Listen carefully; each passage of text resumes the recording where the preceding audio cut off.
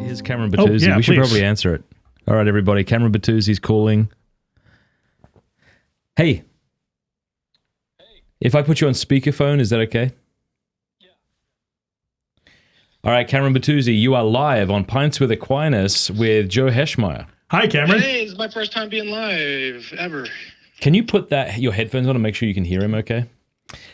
Yeah, this is funny. We used to fly you in, but now this is just way easier.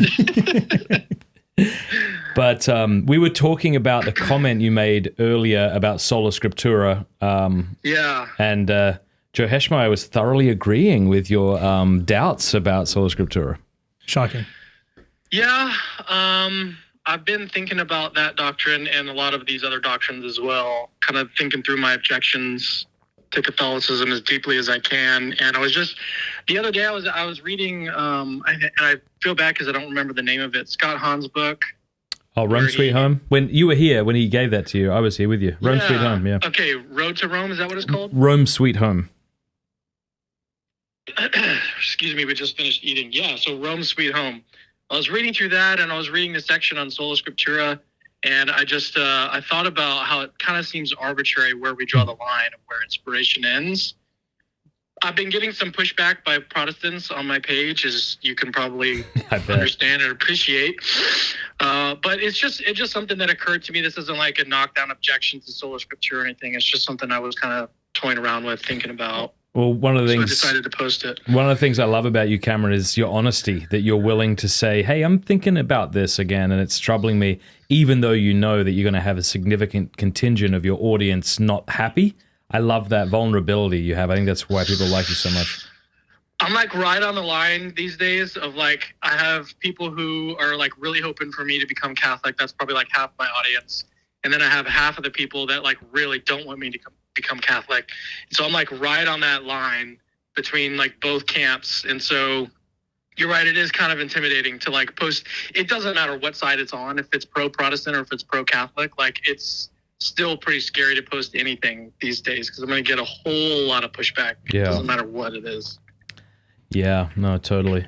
It's a thrilling journey to watch. Who's this guy that you're with? Okay, so this guy, his name's Joe Heschmeyer. He's a super smart Catholic, but also just a really good guy. I don't know. Sometimes you say super smart, and you're like, yeah, he could be smart, but like an idiot or like a mean person. But he's not. He's very smart.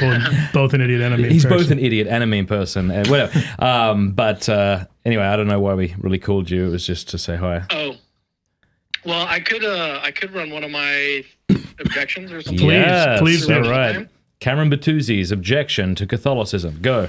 The objection is, and I'm hoping that I can find an answer to it. I've talked to Trent Horn a little bit about this, and he thinks that the two can be made compatible. So the objection is basically based on the doctrine of annihilationism.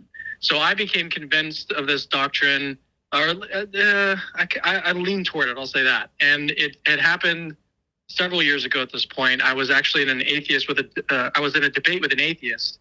And the atheist was basically assuming eternal conscious torment, the traditional view, in his argument. And so I was like, well, no, there's these other doctrines that you might hold if you're a Christian. Right. Anyways, the story behind it is not super important. Like, I'll cut to the chase. Okay, here's the question. Is Catholicism compatible with annihilationism? Because if it is, then that would be a sort of stumbling block out of the way for me. So what, in your view, are those two compatible, or are they like, if you're a Catholic, you've got to believe the traditional eternal conscious torment view? What's your view on that? I don't know if can you hear me all right, Cameron? I can hear you well now. Okay, cool. I think a lot depends on what you mean by annihilationism, by which I mean, I don't know if you've read any of C.S. Lewis's stuff on this. When he talks about hell, one of the images that he uses is of a log being burnt in the fire. And a log that's been burnt up in the fire is still a log. When you see that ash heap, it is in some sense the log, but it's unrecognizably the log. In other words, if there's some like person you really like who goes to hell, if you were to see them, they would not be the person you really like, because everything you really like about them is in some ways the working of God's grace.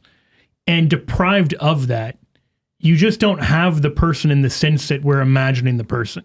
So in the eternal conscious torment view, the mistake I think both sides are typically making is imagining a person with all of the things that make them good and decent and lovely in hell.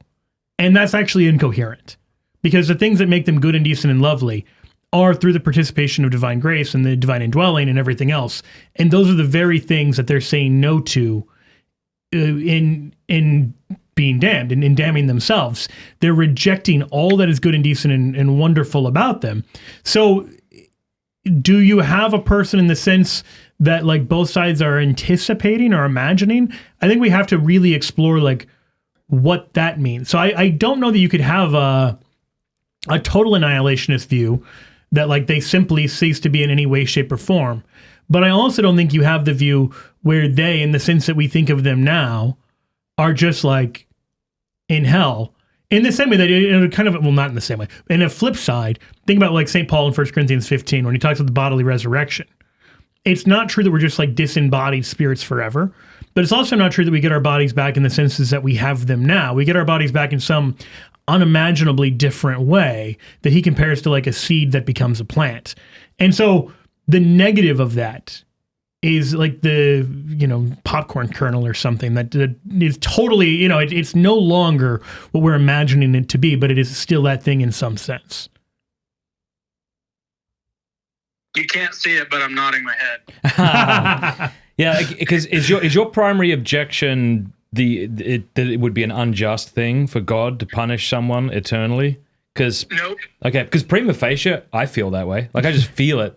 It just seems insane that someone could, whatever, See, I've heard a really good I've heard a really good traditionalist defense of that from a guy named Jerry Walls. I've had him on my show before. And C.S. Lewis kind of said something along the same lines. So here's the idea, is that when you go to hell, you're not in a situation where it's just like impossible to sin anymore. And so if you continue to sin, then you're kind of like continuously racking up punishment points, so to speak. So it's like you could, in principle, continue to sin in hell and continue to deserve more and more punishment. So it's not that you're receiving an infinite punishment for a finite crime. You're receiving finite punishments for finite crimes, and that process goes on infinitely. Can I suggest an alternate view, Cameron? Yeah, go ahead. Rather than thinking about it in kind of the penal way that seems almost legalistic of like, well, how many years do you get for, blasphemy or something like that? Yeah. We are made in such a way, and we could only be made in such a way that our happiness in its deepest and fullest sense can only be found in the enjoyment of God. That you want goodness. Everyone who's ever lived wants goodness. And there is one, and there can be, by definition, only one infinite good, and that's God. And so if we who have this infinite hunger for good, and I think that's demonstrable, try satisfying yourself with sin, try satisfying yourself with worldly pleasures, and it stops being fun. You want something more. It's not satisfying. Like there's a reason alcoholism exists. There's a reason escalation in sin exists. It's because like that hit you got last time no longer does it for you. That's the nature of something metaphysically true about us at an interior level. Not God's punishing you by making the second drink not as much fun as the first drink. No. The way happiness works and the way our metaphysical hardwiring works is our orientation towards good needs higher and better good. And the more we try to satisfy it with lower goods, the less we're actually happy. Like the person who's totally given themselves over to sin is less happy than the saint in every case. And as a result, the person who is made for infinite happiness and will only be truly happy in a lasting, enduring way with the full enjoyment of God, which is all of us, and even Aristotle realized that, when we say no to that one happiness, we're saying no to the only thing that could make us happy. It's like if I say, hey, I've got this plug, and I'm not going to plug it into an electrical socket, and then complain that I'm being punished because like the computer doesn't turn on. Well, it's like, well, I said no to the only thing that would make it work. And so now I'm just enduring forever by like refusing the only thing that works. So it's that idea, like God alone can satisfy our hunger. So when we say no to that, it's not a punishment even. I mean, it's a punishment in one sense, but it really is us doing to ourselves saying, I don't want the only thing that's going to work here and then complaining that nothing else works. That's like a really good way, or a really long way of saying the C.S. Lewis quote that the gates of hell are locked from the inside. Yeah, I think really long is a good description of that. Well, hey, Cameron, feel free to have the final word here. That we should probably get going, but I want to tell people to go check out Capturing Christianity. Cameron Bertuzzi, good friend of mine, awesome dude. He has wonderful intellectual discussions about the Christian faith on his channel. Great debates, excellent stuff like that. So check it out, Capturing Christianity. But any final words? You're way too nice. So, yeah, I mean, I think that kind of answers my question. It seems like the answer is basically no, that they're not compatible in the more traditional sense of just what annihilationism would be. But I mean, I feel like I've heard, or not. It's not a feeling. Trent Horn told me that he knows of someone who thinks they're compatible. So I've got to that's what I'm currently looking into. I've got to look into it further. But I appreciated everything you said. All yeah, right. for sure. God bless you, brother. All right. Say hi to Brittany. See you later. Bye. Okay. You wait. The next video that comes out from Trent Horn. Rebuttal video. Trent Horn rebuts Trent Horn. Wow. I watched that debate, Trent Horn versus Yeah, Trent Horn. wouldn't that be amazing? Trent Horn debating Trent Horn. Just Yeah. for those confused in chat, that wasn't Cameron, your wife. That was not my wife. She has a very deep voice. Yeah, no, that would... Is that what they thought? Well, somebody was saying that. I thought Cameron was Matt's wife. Yeah, no. Hey, thanks so much for watching. Please be sure to like and subscribe and leave a comment below letting us know what you thought about the video.